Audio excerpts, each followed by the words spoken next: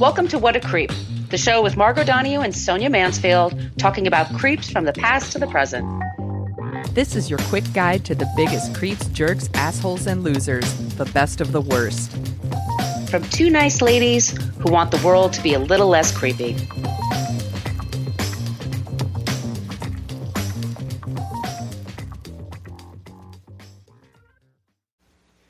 Welcome back to What a Creep. This is Margot Donahue, and my cohort in creepitude, as always, is the amazing Sonia Mansfield. Hey, Sonia. Hello, my friend. Hello, my friend. So we are going to get a little arty-farty here, aren't we? So artsy-fartsy. Everyone put your pinkies up. Get out your monocles. We're going to talk about art. If this is your first time listening, we are the podcast that talks about creeps from the past to the present. Sonia and I take turns talking about a creep, and then the other person comes up with a non-creep to counterbalance the creepiness so you don't leave feeling completely despondent about the state of the world. That's what's going to happen today. I want to say thank you to some new Patreon members, Gemma and Haley. Thank you guys so much. If you sign up for our Patreon page, we have bonus episodes and we've got bonus content going on there. And you and I were just talking about what we want to put on our next bonus episode. I have so much extra stuff left over from this episode. It is going to be a really good bonus up on this one. And I have some stuff left over about Whitey Bulger. So we'll definitely put that in our Patreon episode. Just go to Patreon and look up What a Creep Podcast.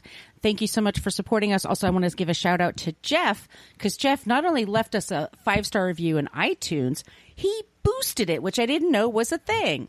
What? I don't know about that. Yeah. So Jeff, tell us how you did it. But thank you so much for the review. It really helps us find our people. We so appreciate it. You can follow us on Facebook. We do have a basic Facebook page. I'll probably ditch it one day now. But the best thing to do is someday. But the best thing to do is to join our Facebook group. We're much more interactive there. It's a private group. You have to ask to join. If you show up and you don't have a logo or an image and no followers and you joined Facebook yesterday, probably not going to get in. Yeah, if you look like a juggalo, you're probably not going to get in. We're just saying. But if you do get in, it's a great place to hang out with people. Yes. And we talk about creeps. It's just the best group of people. We're super excited and to have you guys join us there. We have Twitter, and on Twitter we're at CreepPod because somebody had What a Creep for 10 years and never used it. Creep! We're on Instagram. We're being more interactive there as well. What a Creep Podcast. We have an email. Just spell it all out. whatacreeppodcast@gmail.com. If you would like some stickers, promise, pinky swear, I'm going to send out stickers next week, you guys. I just got a little caught up this week, but if you'd like some stickers, send us an email, whatacreeppodcast@gmail.com. We're also very interactive there. If you have comments or suggestions, one of the suggestions we took from somebody through email was that we should have trigger warnings put at the top of the show so you guys can figure out whether or not you want to listen in. And we really appreciate that. We are approachable. We're not monsters. If you you want to talk to us about stuff, please let us know. Also, we have a website that Sonia put together. It's really spiffy. Can you tell them about that? Yes, you can go to whatacreeppodcast.com and you can find everything you ever wanted to know about our podcast there, including all of our old episodes. And there are links to the Patreon page and our merch shop where you can get really cute stuff like sweatshirts and journals and tote bags. And we have our cute, adorable logo, Everybody Drink, that Claude and Cloud on Instagram made for us. And we have Not a Creep, a logo that says Not a Creep that you could get on a mask. And we also have Maybe Next Year. Which is what I'm wearing now. I wear that one on a mask and I get a lot of compliments. And then I'm going to upload a few more designs soon. I've got a couple of rando ideas that I think people might like. Excellent. So we should also say that this is a podcast where we use salty language. If your ears are not prone to listening to salty language, you better get the fuck out now because you're just not going to be happy. Correct. So Sonia, who are we talking about today? Pablo Picasso. Have you ever heard of Pablo Picasso? Of course. I'm not a moron. Maybe you've heard of him. He's like a famous artist or something. He is one of the most influential artists of the 20th century. He is known for co-founding the Cubist movement. Sorry, I haven't been drinking, I promise. The invention of constructed sculpture, the co-invention of collage. I didn't know this. And really just a wide variety of styles. Like, you know, his career lasted 78 years. He created more than 147,000 works of art. That's 1,000? insane. Yes. Holy 147,000 works of art, including paintings and designs, prints, engravings, book illustrations, sculptures, ceramics. He did like costuming and stuff like that for like operas and ballets. And dude was an amazing artist. Super shitty man. He was just a shitty man. He was a real piece of shit. Just about every woman he claimed to love.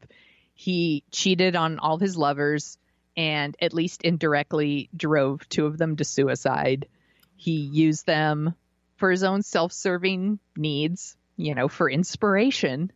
And then when he wasn't inspired anymore, he just moved on, usually while he was still with someone. In her memoir, Picasso, My Grandfather, Marina Picasso wrote, he submitted them to his animal sexuality, tamed them, bewitched them, ingested them, and crushed them into his canvas.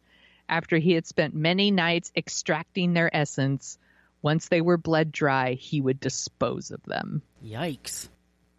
Yeah, that's his granddaughter. I don't say that kind of shit about my grandpa. Damn. Trigger warnings for domestic abuse and cheating. Lots and lots of cheating. Oh, and suicide. I'm sorry. Yes, and suicide. What's up with this dirtbag? Let's start at the beginning. And I tried really hard to get names right. Some of these names are really tough.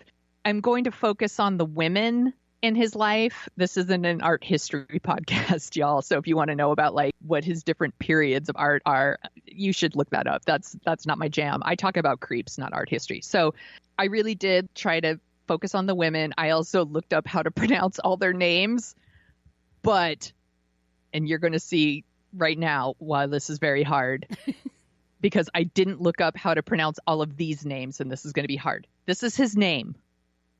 Pablo Diego Jose Francisco de Palawan Nepomuceno Maria de los Remedios Caprino de la Santa Mia Trinidad Martyr Patricio Cleto Rias y Picasso. That's his Yes, fucking name? that is his name. That's his name. He has 23 names. Wait, how many times was he confirmed? Jesus. I know. I am sorry.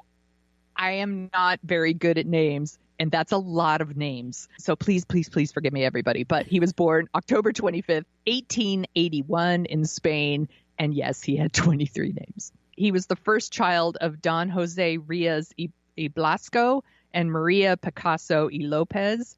His father was a painter, surprise, who specialized in natural depictions of animals.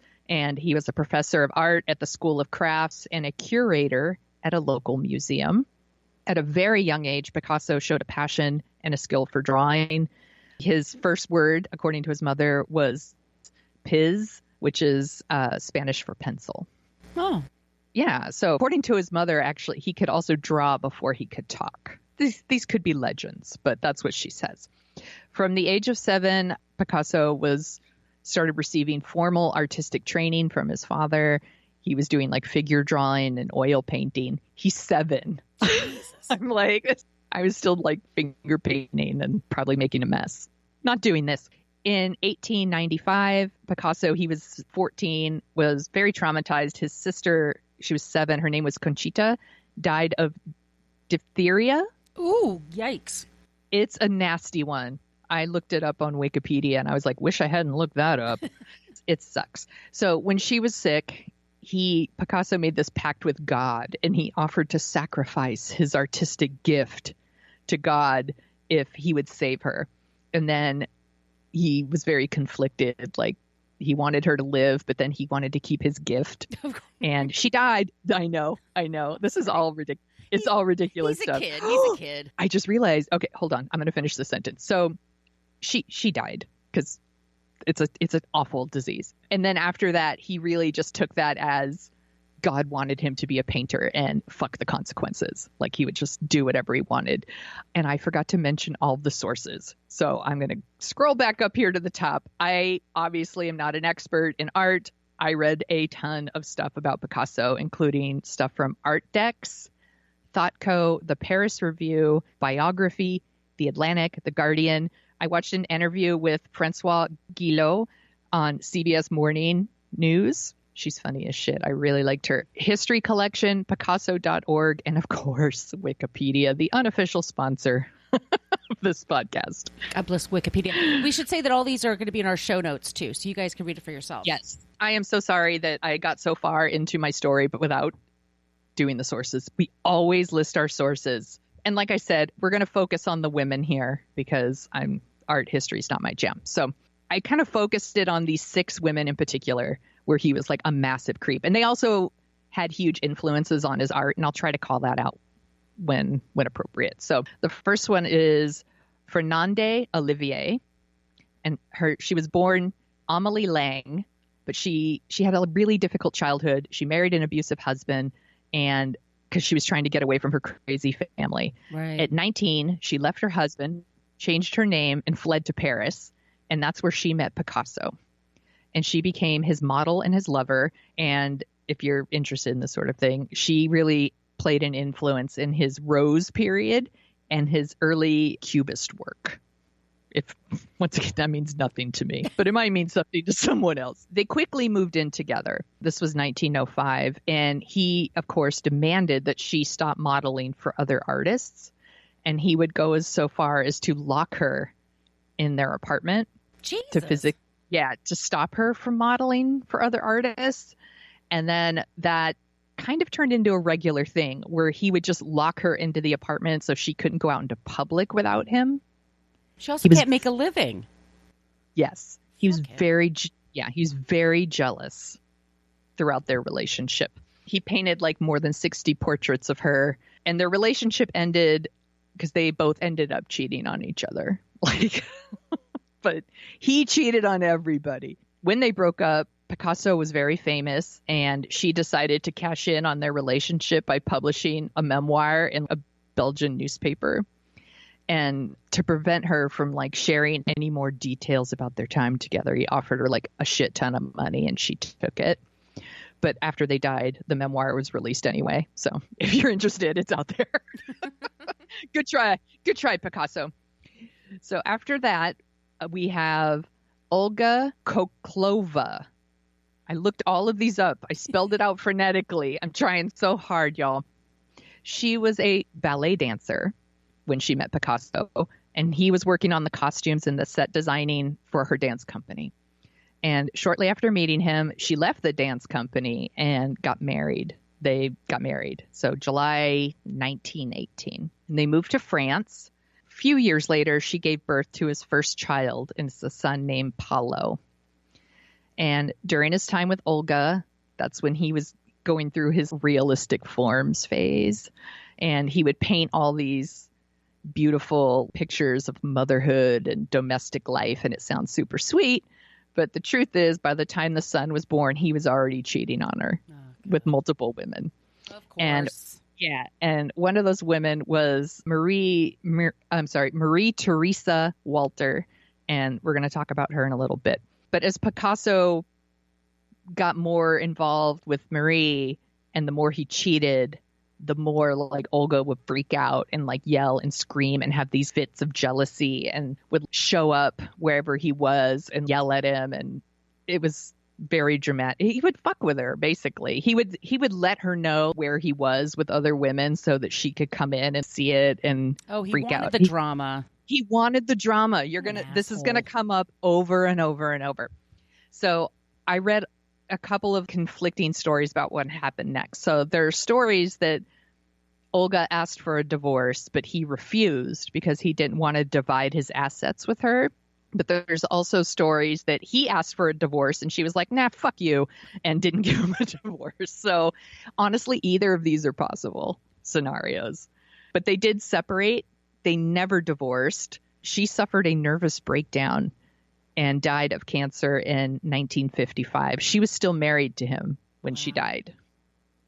Yeah, he continued to fuck with her the rest of her life. She'll continue to pop up throughout these stories. So after that, we had Marie Theresa Walter. Picasso was 45 years old, and he was married to Olga. When he met Marie, she was 17.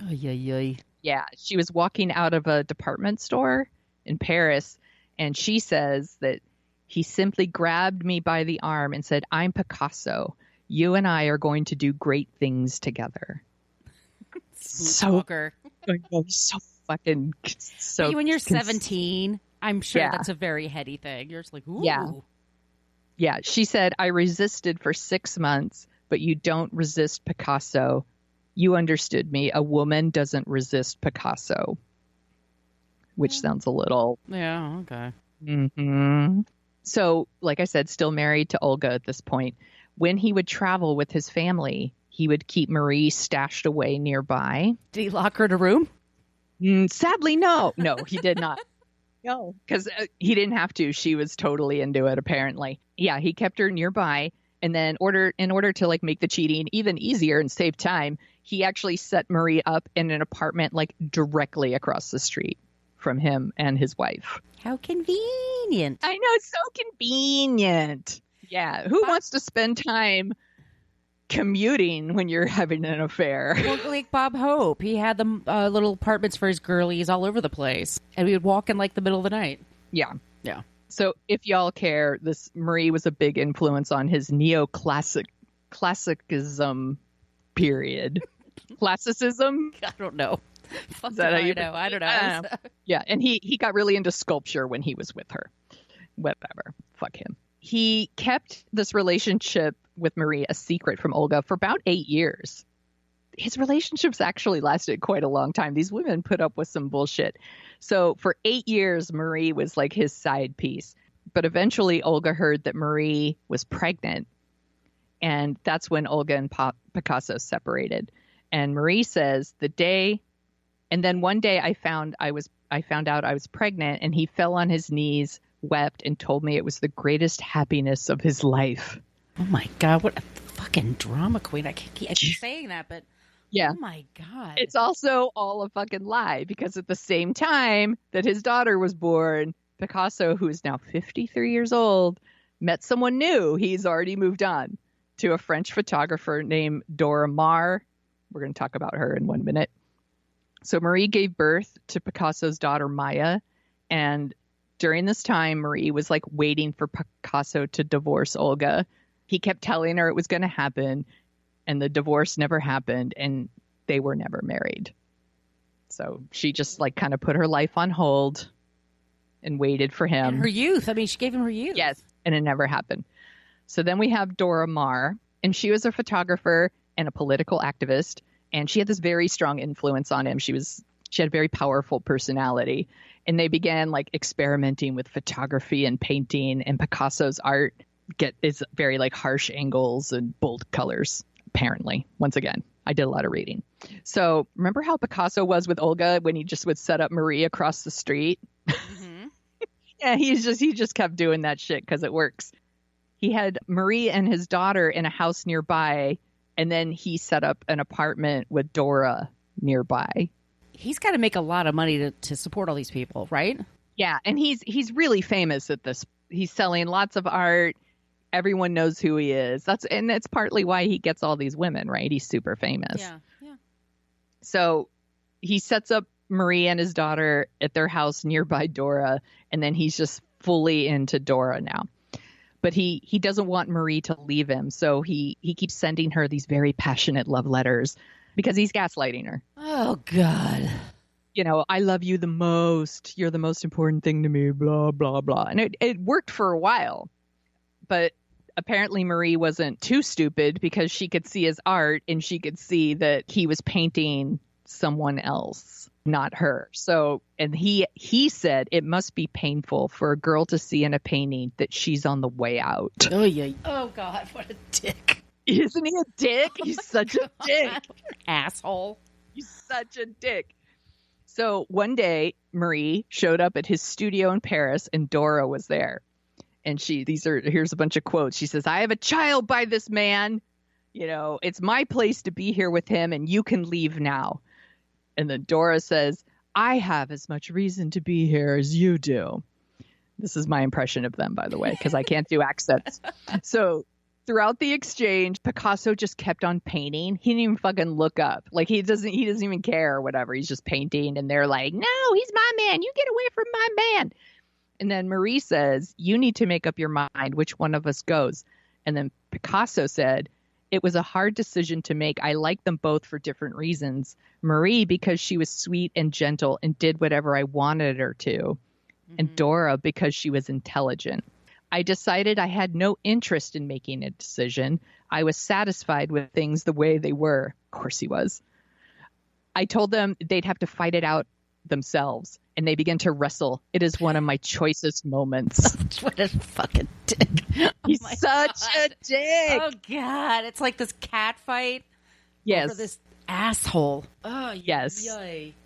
And he would do this all the time. He would pit these women against each other. These women would never direct their anger at him. It was always at each other. Right. And he did it repeatedly with Dora and Marie. And every once in a while he would like drag Olga into it. So here's a story about one time he was on vacation with Dora. He set up Marie nearby on his vacation. And then when he felt like that wasn't dramatic enough for him, he would tell his son Pablo where he was. And then Pablo would tell his mother Olga. And then Olga would show up and assault the woman who happened to be standing next to Picasso. Sorry. Isn't this batshit insane? This is, oh my God. Those poor kids watching their dad behave this way. I know. Almost everyone in these stories, they're all fucked up.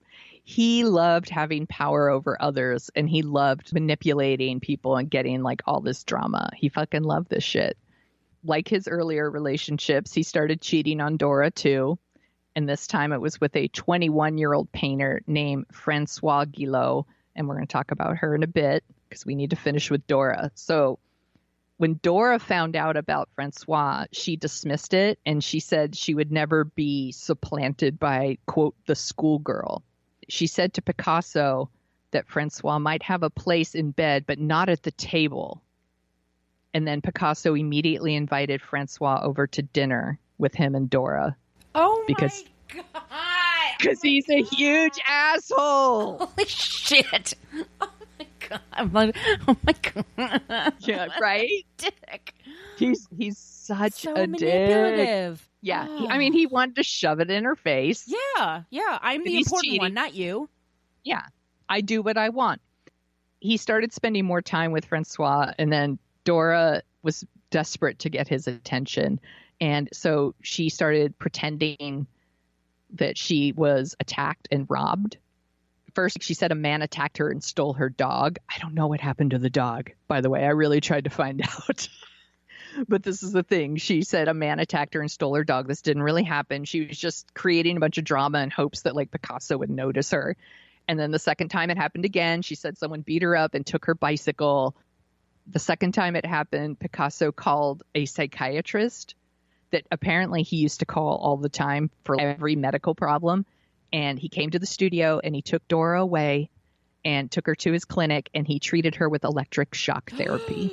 Fucked up. I'm looking at IMDb really quickly because I can multitask. There's a movie called Surviving Picasso. Have you ever seen it? I have not, and I didn't watch it before this. No, I've never seen it either. I'm just looking. It just popped into my head. So Anthony Perkins plays Picasso. Yeah. Julianne Moore plays Dora. Interesting. Yeah. I wanted to watch it, but I was afraid that it would like take me away from the facts because it's a Hollywood movie. Well, so and Anthony Hopkins is like very much like, oh, he wasn't so bad. Ariana Huffington wrote the book. Holy shit. Creator and Destroyer. Yeah, isn't... Oh, wow. Yeah, so the article we're linking to in The Atlantic is like a huge chunk of that book. Interesting. James Ivory. Wow.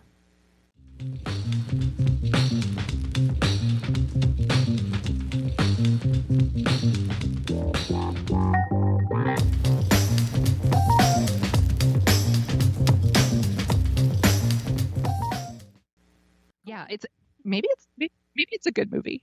There's also a mini series with Antonio Banderas playing Picasso. Oh, I love and Banderas. Yeah. I also entertained the idea of trying to watch that, but once again was like, I'm afraid that it would glamorize it a little too much. So I actually intend to go back and watch them now that I'm getting all of this out. Where did we leave off? Oh, shock therapy. That's right. Okay. After that, Picasso took Francois to Dora's house for a holiday. Dora had just gotten out of her shock therapy, but he didn't give a shit. He just showed up with his new lover at his old lover's house. And Francois wrote, everything was a trap.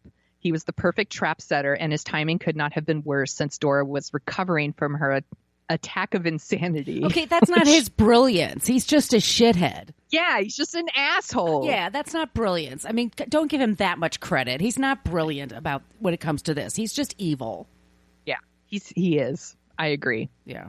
So eventually he broke up with Dora, and she suffered a nervous breakdown and became a recluse. So that sucks.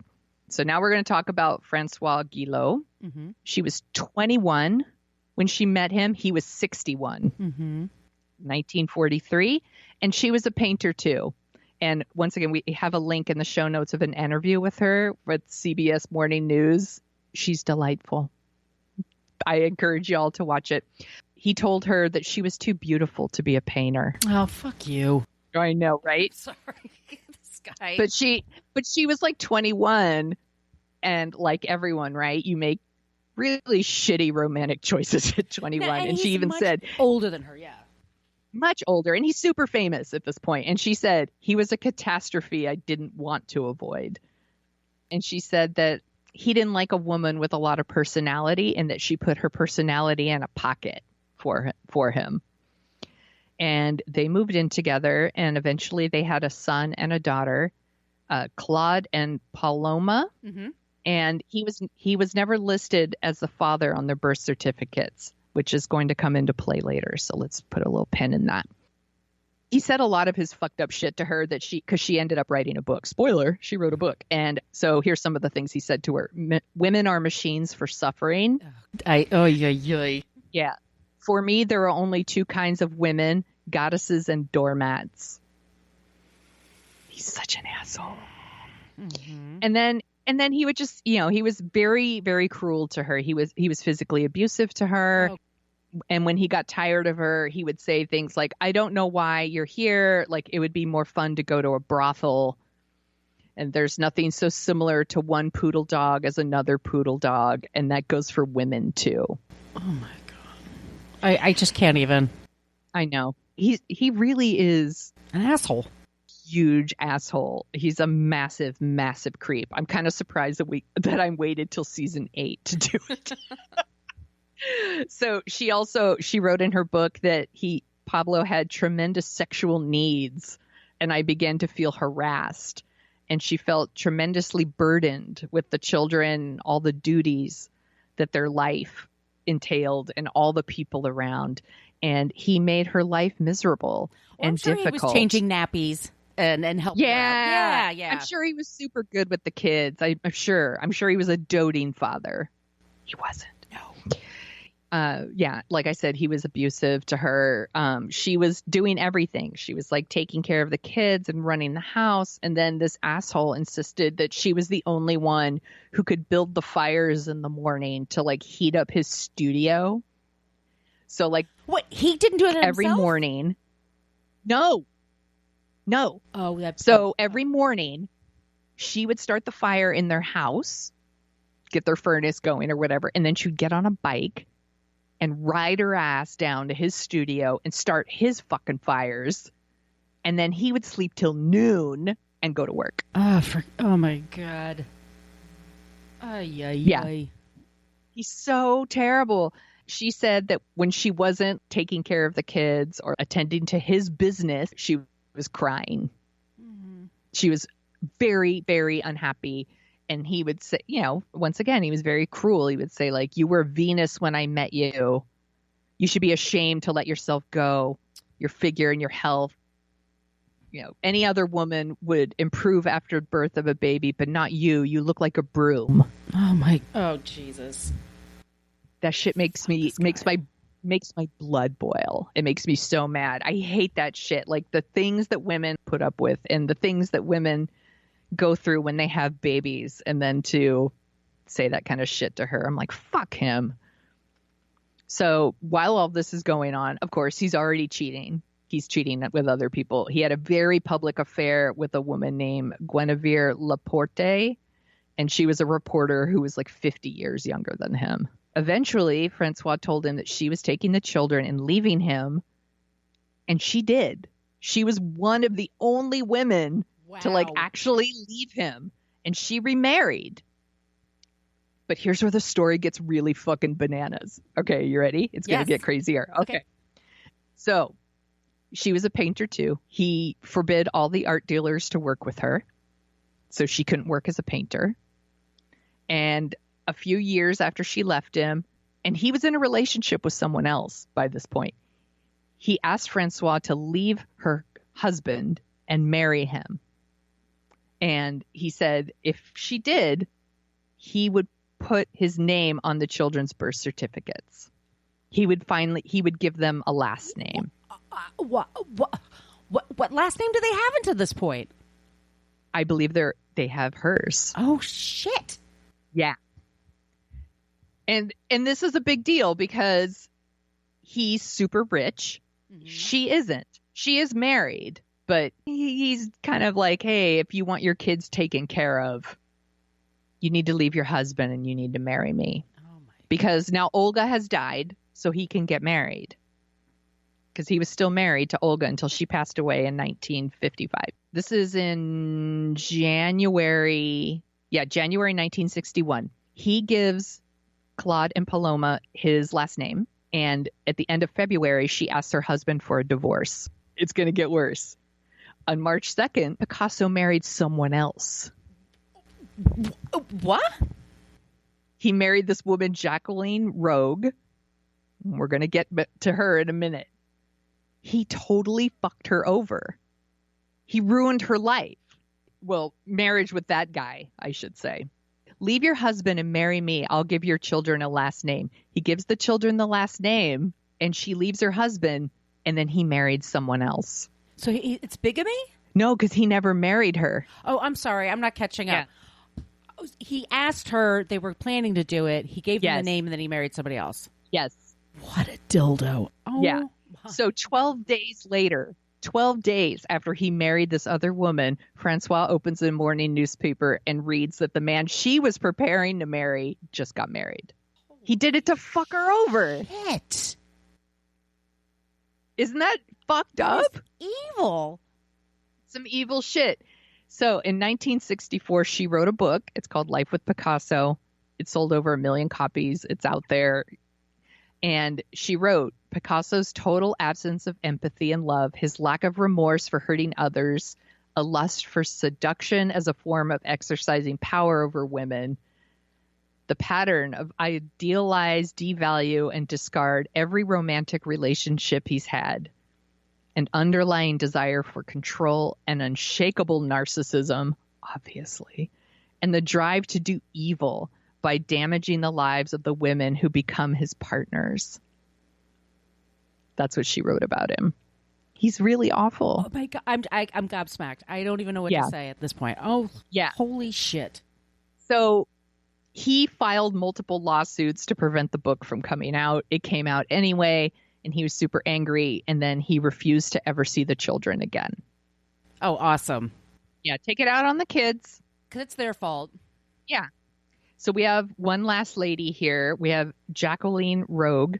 She was 26 when she hooked up with 51-year-old Picasso. They were married in 1961, and they actually stayed together until his death in 1973. This is the woman he married instead of Francois. Honestly, she did Francois a fucking favor. Jacqueline was very controlling, and she didn't like reminders of Picasso's life before her, including his children. When Picasso died in April 8th, 1973, it's so crazy to me that he was born in the 1800s and he died in 1973. He lived to be 91, and he died of heart failure. And like with his dying breath, he was like calling out for her. And then he turned to his doctor and he said, "You are wrong not to be married. It's useful." That's like the last thing he said. And then he died. It's useful? So useful. For what? For painting, I guess. I don't know. Like I said, Jacqueline didn't like reminders of his previous life. So after he died, Jacqueline was managing his estate and she refused all of his children or grandchildren to attend his funeral. And she, obviously didn't want them having any money. So the morning of Picasso's burial, his grandson Pablito, that would have been Pablo's son, was told he could not go to the funeral, and he drank a container of bleach and killed himself. Holy shit. Right? It's fucking, Damn. I was like, what the fuck? These people they're fucking cursed. So then his father, Pablo, he had depression. He was an alcoholic. He drank himself to death 2 years later when he was 54. He was only 54. I know. This is all the stuff where it gets a little dark, but it's going to end in a good way, I promise. Let's see here. Marie Theresa hung herself in a garage on the 50th anniversary of meeting Picasso. Oh my God. Oh my God. Oh my God. Oh, poor thing. I know. And then Jacqueline killed herself with a gun in 1986 when she was 59. Wow. So much destruction. So much. He fucked up so many of these women. Dora Maar became a Roman Catholic, and she made this very famous statement. She said, "After Picasso, only God." She died. She was 89 years old. She didn't die at her own hand or anything like that, but she did lead a really sad, lonely life after that because he fucked her up. Yeah. But Francois actually went on to a pretty good life. So she actually married a medical researcher, and his name is Jonas Salk. And what? And Jonah? Yeah. No. Go ahead. Yeah. He developed the polio vaccine. Yeah, I was just going to say that one.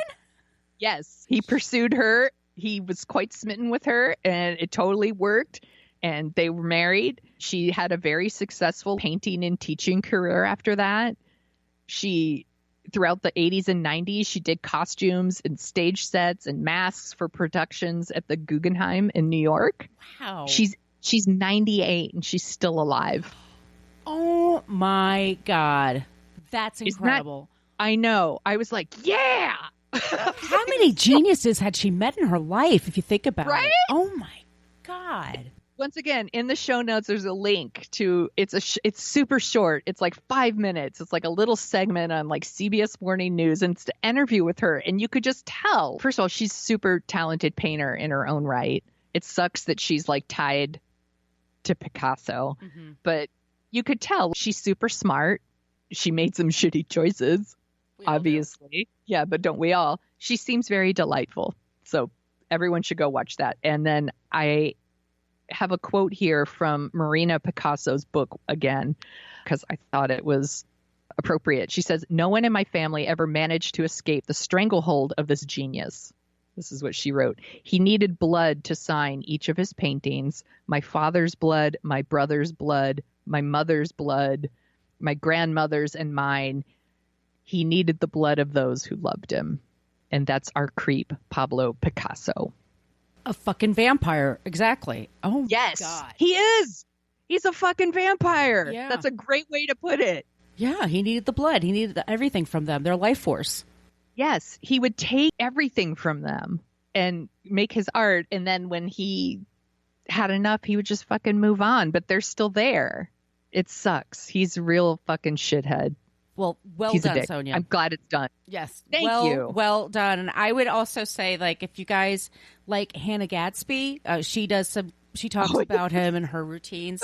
That's right. On her Netflix specials. And also there was an episode of Trashy Divorces where they talked about him. But ooh, I didn't know that one. I'll go back and listen to that one because I bet that's really good. It's like one of our sister shows. If you like us, you'll like Trashy Divorces. So, Sonia, would you like to hear about a group that they're not assholes? They're awesome and amazing? Yes, please. Okay. Please. I'll take a sip of water and we'll go.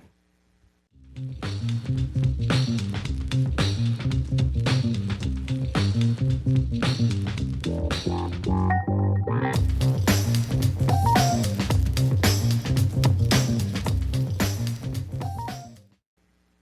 you know who the Gorilla Girls are? No. Okay, awesome. The Gorilla Girls, it's an anonymous group of women who in 1985 decided they were fucking tired of museums not featuring women artists. I like where this is going. Yeah. So they were radicalized. I mean, they were against sexism and racism and homophobia, and they would go to the museums and then just check off how many men were featured in certain collections and how many women were, and the numbers are just atrocious. It's like 90% white males. Mm-hmm. They decide like what the taste, like Picasso, they decide what's good, what's not good, and everybody just goes along with it. And these women were just like, this is stupid. It's tired. We got to change things. It's the 80s, man. Like, let's shake some shit up. And one of them, they decided they were going to work like a guerrilla force. Like they were going to go and create some kind of scene to get some attention and make people look at things differently. And one of the women in the group wasn't a very good speller. And so they said, we're the Gorilla Girls. And she wrote out gorilla like the animal, gorilla. Mm-hmm. And they were like, that's actually kind of brilliant. And so they adopted wearing gorilla masks. And they would just show up at events, it started with museums, and then it went to the galleries in Soho, and then eventually they went to the Sundance Film Festival. It's like, how come we don't have more women directors? And they've been around since 1985.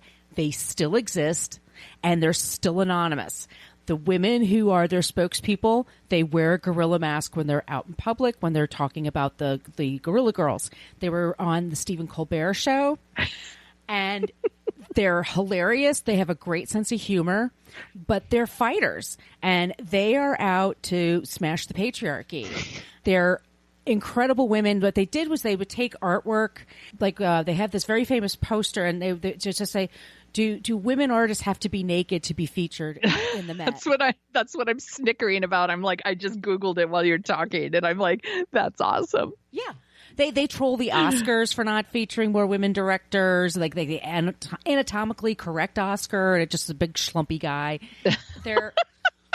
And they've taken on many, many causes, but it's still about, just supporting women and other voices and people of color, and just like, let's smash, like all these museums have these boards, and they're filled with billionaires, and they tend to be white people. And some of them do this because they made their money, let's say, selling opioids and creating an addiction issue in America.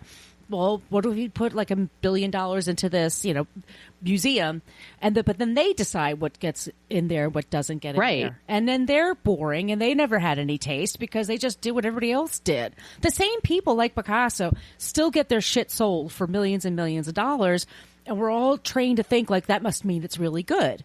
And we don't look at new artists. We don't look at, emerging artists. We don't really see people all around you. There are artists, and they're amazing. And they deserve not everybody needs to be a millionaire, but they deserve just some sort of recognition. And they want to smash that idea.